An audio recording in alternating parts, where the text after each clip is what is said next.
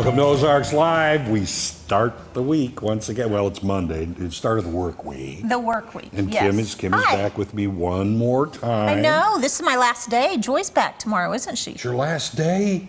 I think so. Oh, you mean on the show? Are we having a party? Oh, okay. No. Are you exercising, getting ready for tomorrow? You have a big tournament that you're in, isn't it? Yes. Big Yeah. Betty Allison tournament. But this isn't the one with the big bet you've got on with... No. That's a private thing. That's a private thing. That's a totally it's private not too thing. private. You told everybody about it last week. I forgot to tell him I told everybody about it. And no one has spilled the beans? Well, on it? I don't know. Well, I know where he is. So You're going to see him this week, so. Yeah, we'll get him in shape, get him ready. How was your weekend, though? It was wonderful. Yeah? Worked in the garden a little bit, swam a little bit. How about you? I didn't work in the garden or swim at all. But I did. You stayed inside where it was cool, Well, no, didn't you? I went out and saw that my grass needed cutting, and so I called the guy and said, "Can you cut my grass?" So I made that big decision, and I shredded paper. Didn't break a big sweat, just kind of a little sweat over that one. But I kind of took it easy this weekend. Good for you. Awfully. I went outside and went hot, and so I turned around and appreciated air conditioning. Every now and then I would go out on my porch and I would sit there just so I, fulfill the obligatory role of the old guy sitting on his porch. So people can say, yeah, he's the old guy that sits on his porch over there. So then when I would go in, air conditioning would feel even better. It would feel great. Well, you know how I'm such an outdoor person. And Brett and I are on the patio all the time. Well, Saturday night, it was just horrid. Yeah. It was horrid. So a little steamy. We ordered a pizza. You did? Well, it didn't get cold. Didn't get cold. No, we didn't even go outside. We sat inside and watched a movie, and Have you seen Breakthrough? No, I don't think so. Oh, my. You like Breakthrough? It's based on a true story. Yeah? Yeah, of a little boy that drowned in St. Louis, Missouri, about 4 years ago. Uh-huh. And it's like an absolute miracle. They brought him back. They brought him back after I remember the story. many minutes, and he's perfectly normal. I mean, it was. See, and that's why I don't go swimming. Yeah. Because there'd be a bunch of people going, oh, yeah, look. Kind of looks like Tom over there. It does, sort of. He does a good float. Yeah, no, I enjoy swimming, but I just don't go that much. Yeah. Zooming around on a boat is usually cool enough. Yeah, we used to have a boat. We don't anymore. We decided the best boats are friends with boats. Yeah, I've heard that from so many people. The best boats are your friend's boat. Mm-hmm. And I've also heard the thing a boat is just a hole in the water that you throw money into.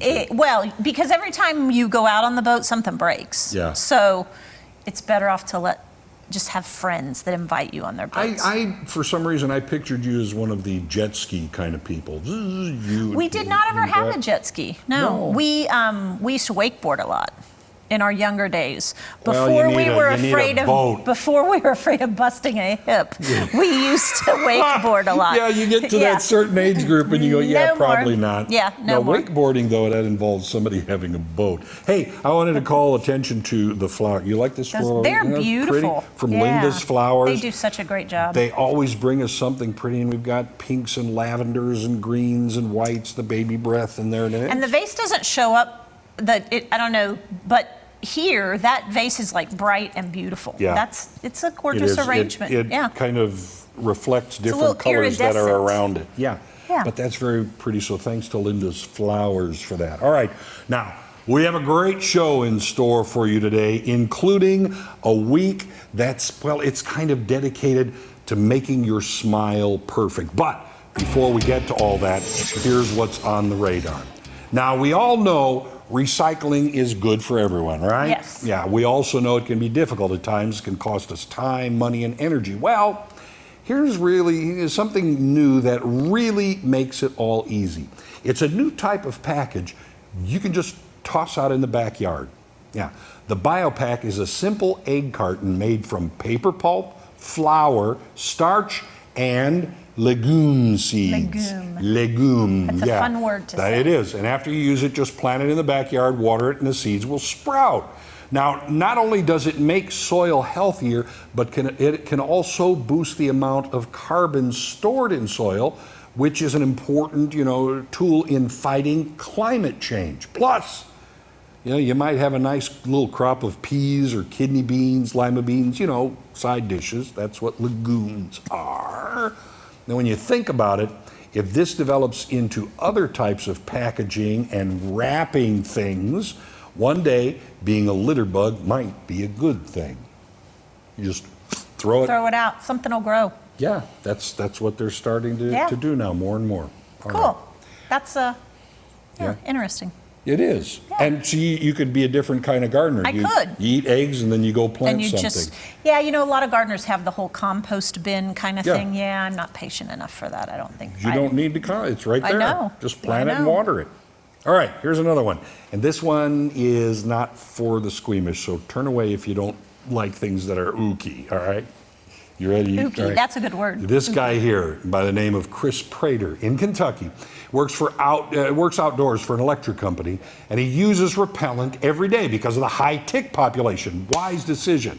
So far, so good. Well, one day, his eye is bothering him, so he tried flushing it with water, but had no luck in getting rid of the irritation. He figured he would just leave it alone, see if it would just stop on its own. It didn't. In fact, it got worse, so he went to an optometrist. Lo and behold, the diagnosis was quick. The doctor told him he had a deer tick in his eyeball. Oh, Lord, it embedded itself in there. Well, after assuring Chris that this wasn't a joke, the doctor removed said tick with tweezers. Ew, again. Yeah, it made a little popping sound, which is like, Lord. Yeah, ooh, a third I know time. it. Ew, all right. Chris says he is now recovering with antibiotics and steroid eye drops. And I got nothing to add here. Nope. Yeah, no. First of all, we've all had ticks on us and things like that. But they kind of creep me out when they're on my arm. Well, no, they do creep, but it's in your eyeball, and it's been there for a while. Yeah. Then it has perfect vision. And then you hear a pop when they pull it out.